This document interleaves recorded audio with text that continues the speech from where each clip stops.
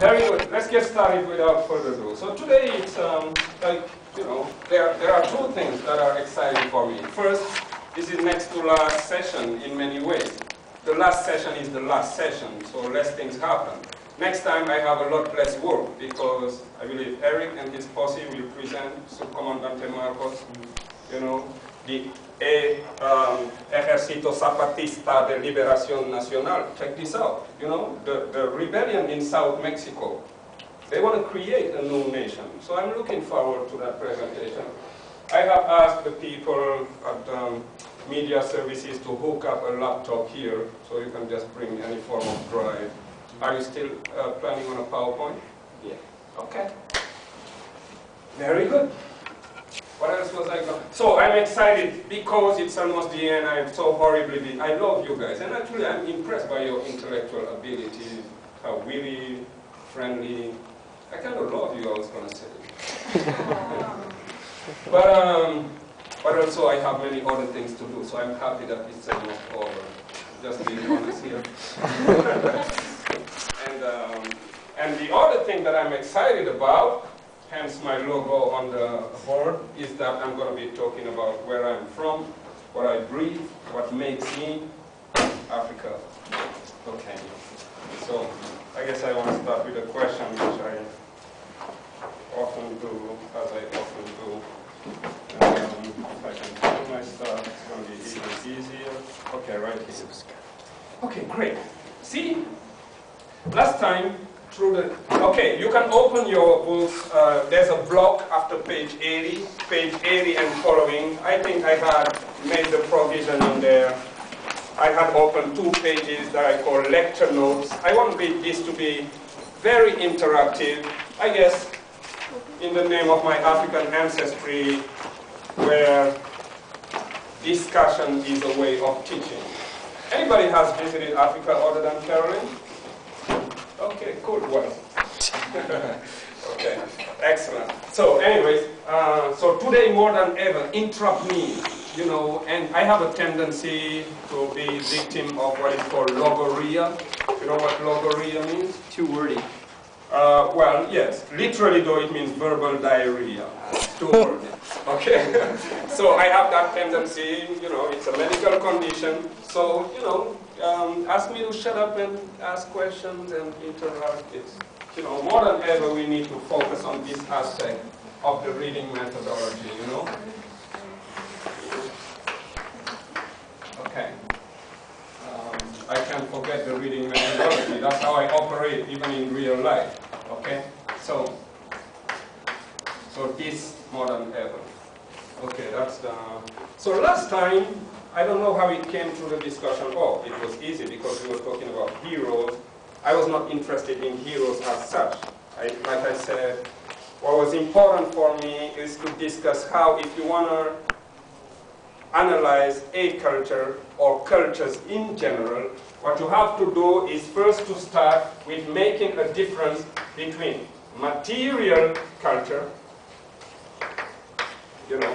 and then culture per se. Material culture is what you can observe, how you are dressed, how I'm dressed. Of course it's highly cultural. This is not an African traditional outfit like the one I had for the opening ceremony, evidently, so it's cultural. How you dye your hair, whether you use henna, whatever, something you can observe, okay? And then culture, by definition, is what lurks underneath the surface. So this is an interesting, impressive presupposition. And then another thing that you do, of course, you can take an item, and even more, and that's what was interesting about Joe Campbell, you take a recurrent item, something that is omnipresent in any culture, and you run with it, like the image of the hero. It helps you develop your basic skills as social anthropologists, okay? For those of you who did take time to dig into the syllabus, have you noticed how it is only during session 10 that I have the guts to say, okay, introduction to social anthropology. We needed 5 weeks to get ready to be exposed to the basic, primary, initial introduction to social anthropology. And I want you to read that introduction by Lucy Lair. Well written, okay? Cool. So I'm going to do the same thing today, I guess. I'm going to take the idea of conflict and use it to visit some aspect of, but most of you are going to be seeing other things. You know, you have an interest in non-verbal communication. Who knows, a discussion about conflict in Africa can enlighten. I remember Jean saying, oh, after this class I had an epiphany with my topic. I don't think I'm going to be going to the same direction. It's not. What was your original topic? Education in Eastern and Western societies. Okay, now only God knows how a discussion on the figure of the hero in the mythological sense can enlighten somebody to change, recraft, refine a topic about education. See? That's the reading methodology again. You draw parallel, make connection, draw bridges, and stuff happens in the alchemist sense of the term.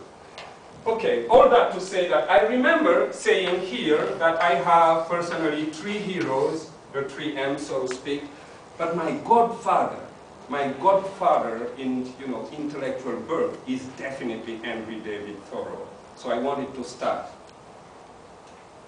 with Thoreau discussing my vision about conflict resolution in Africa. Maybe I should qualify the title first. Well, vision, you'll see why, because I'm so strongly influenced by Thoreau. And then resolution, you can never solve a conflict. Conflicts are inherent to human nature, right? Now you can transform a conflict, you can manage a conflict, but you can't resolve it. So I personally feel that this term that American academics use a lot is maybe antinomic, or how do you say, it's absurd. It doesn't make sense to talk of conflict resolution. Conflicts are never resolved. Take Northern Ireland, for instance. They've been fighting for some 75 years, and at some point the Sinn Féin and the British, they went like, you know guys, let's try something else. This is not going anywhere.